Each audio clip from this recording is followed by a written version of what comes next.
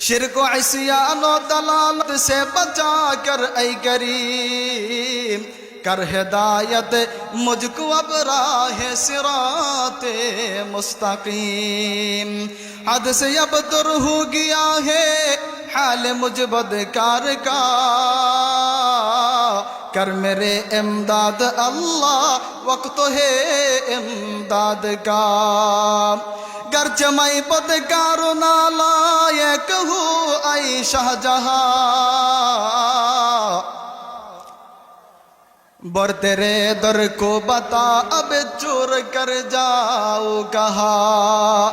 जुर्म इस्या से हुआ हो मैं सजावार जहीम, रहम फरमा लुत्फ फरमा या गफूर या करीम।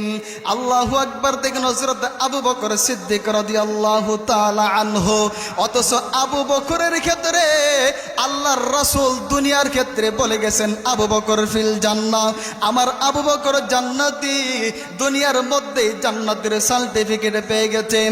হযরত আবু বকর সিদ্দিক রাদিয়াল্লাহু তাআলা আনহু রাসূলের পরে যিনি আমিরুল মুমিনিন, রাসূলের পরে মুসলমানদের আমির, রাসূলের পরে যিনি রাসূলের জায়গার মধ্যে নামাজ পড়ায় হযরত আবু বকর সিদ্দিক যখন পাখিগুলাকে দেখে পাখিগুলাকে ডাক দিয়ে বলে, রে পাখি তোর ভাগ্য বলো ভালো, তোর ভাগ্য বড় চমৎকার রে পাখি, কারণ হাসরের ময়দানে আল্লাহ তাআলা তোর ব্যাপারে কোনো হিসাব কিসাব নিবে না, তোকে কোনো কিছু জিজ্ঞাসা করবে না।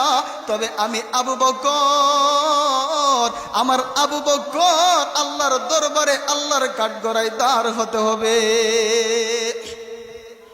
খড়কুটা যখন দেখতেন তখন খড়কুটাকে বলতেন তুই বড় ভাগ্যবান, কারণ তোর কোনো হিসাব নাই। হাসকারাতে আল্লাহ তাআলার সামনে মাটি হয়ে যাইবে, হিসাব কিসাব লাগবে না। তবে আমি আবু বকরের বড় ভাই, আমি আবু বকর আল্লাহর সামনে দাঁড়াতে হবে, আল্লাহ তাআলার সামনে, আল্লাহ তাআলার সামনে দাঁড়িয়ে আমার হিসাব কিতাব দিতে হবে। এমন বই ছিলেন সাহাবায়ে কেরাম, অথচ দেখেন তাদের মর্তবা আমাদের মত। একদিন হযরত আবু বকর সিদ্দিক রাদিয়াল্লাহু তাআলা আনহু সারা রাত্র একটা আয়াত তেলাওয়াত করতে করতে নামাজের মধ্যে কাঁদতে কাঁদতে কাটাই দিছে। ইন্নাল্লাহা আশতারা মিনাল মুমিনিনা, আল্লাহ তাআলা ইন্নাল্লাহা আশতারা মিনাল মুমিনিনা আনফুসাহুম ওয়া আমওয়ালাহুম বিআন্না লাহুমুল জান্নাহ। আল্লাহ তাআলা এই আয়াতে বলছেন যে আল্লাহ তাআলা মুমিনের জান মালকে জান্নাতের বিনিময়ে খরিদ করেছে। ওই আয়াতটা তেলাওয়াত করতে করতে পুরাটা রাত্রি কাঁদতে কাঁদতে কাটায় দিছে। সকাল বেলা আয়েশা লোকেরা জিজ্ঞাসা করে, আবু বকর, কে রে আবু বকর, পুরাটা রাত্রি তুমি কায়দা কায়দা নামাজের মধ্যে কাটায়া দিছো, ব্যাপারে কি? আল্লাহ তাআলা তো এই আয়াতের মধ্যে মুমিনের জান মাল জান্নাতের বিনিময়ে কিনে নেওয়ার সুসংবাদ দিছে, আর তুমি এটা পরে পরে কাঁদো, ব্যাপার কি? তখন হযরত আবু বকর ডাক দিয়ে বলেন, রে মানুষ, আমি কাঁদি কারণ আছে, কারণ আছে, কারণ আমি একজন মহিলার কাছে 1 মাস পূর্বে একটা কাপড় বিক্রি করেছিলাম। 1 মাস পরে ওই মহিলাটা আমার দোকানের মধ্যে আসছে। আয়েশা বলতেছে, রে আবু বকর,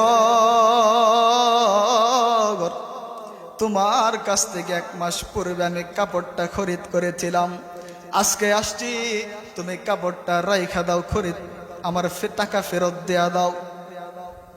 আবু বকর সিদ্দিক রাদিয়াল্লাহু তাআলা আনহু বলেন, ফেরত দেওয়ার কারণ কি? তখন মহিলা বলে, রে আবু বকর, 1 মাস পূর্বে খরিদ করেছিলাম, এখন ভালো লাগে না, এই জন্য আমি ফেরত দেয়া দিছি, আমি ক্রয়টা আমার ভালো লাগছে না, দেয়া দিছি।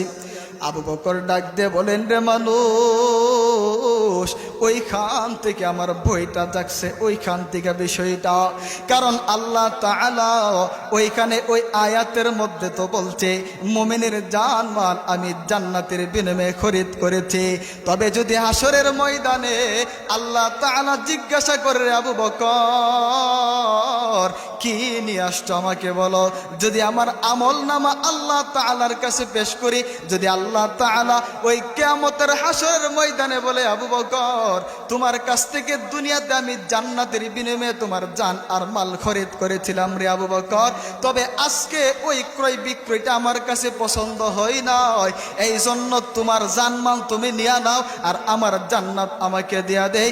যদি ওই দিন আল্লাহ তাআলা এই কথা জিজ্ঞাসা করে তাহলে আমি আবু বকর যাব কোথায়? তাদের চিন্তা দেখেন।